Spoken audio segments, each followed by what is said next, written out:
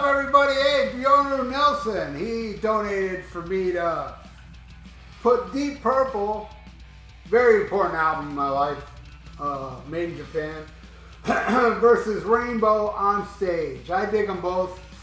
Shout out to Martin Popoff, who hates them both. He doesn't like the jammy shit. I don't mind it at all.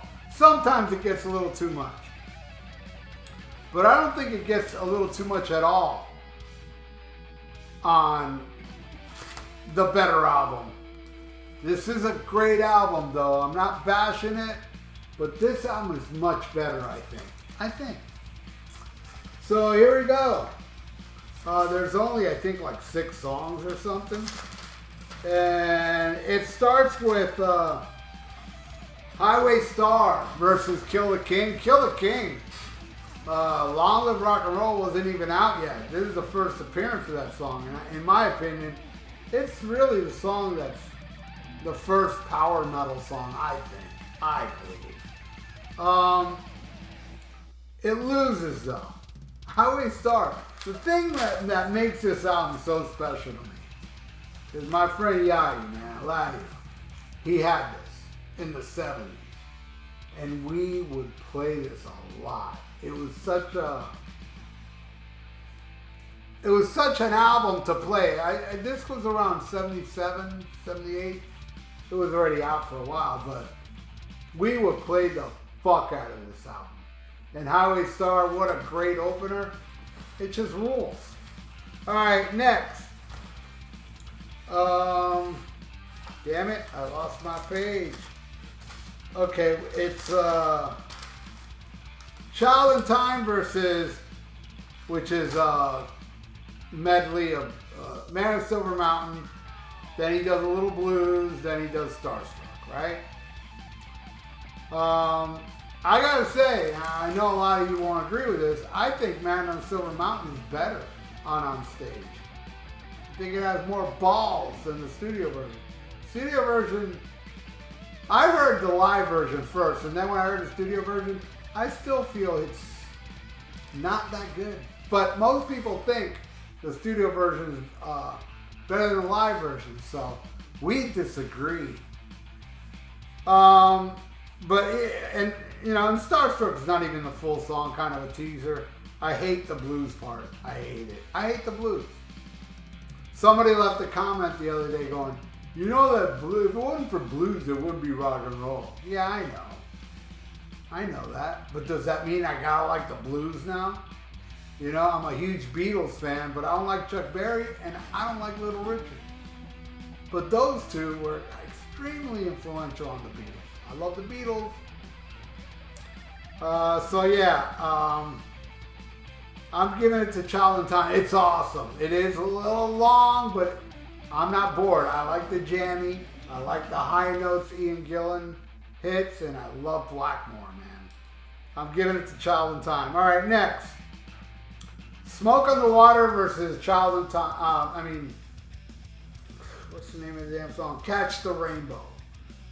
I know it's blasphemous, and for years, I was trying to fool myself into thinking Catch the Rainbow is a good song. For years, I would hear it and it really did nothing for me, but I'm like, but it's Rainbow, and it's one of their popular songs. I better learn to like it. Well, no, it's been decades now. I don't like the song. Smoke on the Water wins, and it's the best version of Smoke on the Water.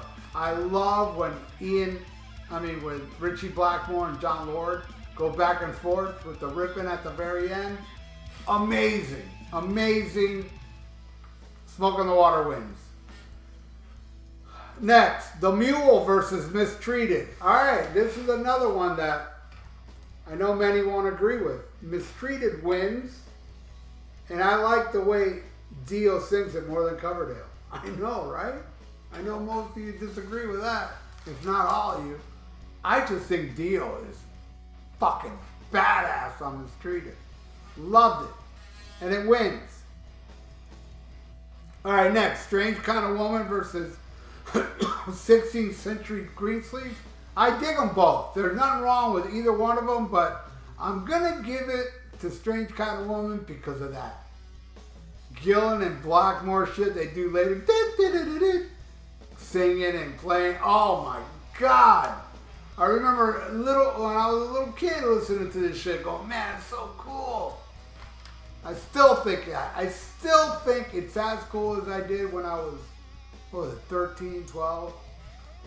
Yeah, I'm giving it to Strange Kind of Woman. Next, Lazy versus Still I'm Sad. Still I'm Sad is okay. I like it more than the studio version because it's got lyrics. It's all right. Lazy wins. I love John Lord. He's like, I'm not a big keyboard guy. I don't hate the keyboards, but when it comes to John Lord, that guy was the best. I just thought he was the best. I'll never forget. I've seen Deep Purple with John Lord maybe 8 times. I've seen him a bunch of times.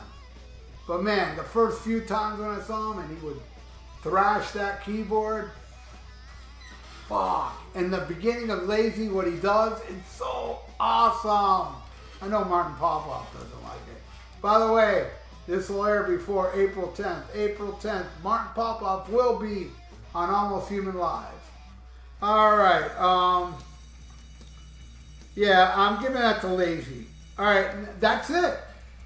And still there's Space Truckin', which is the most jammy song on the album.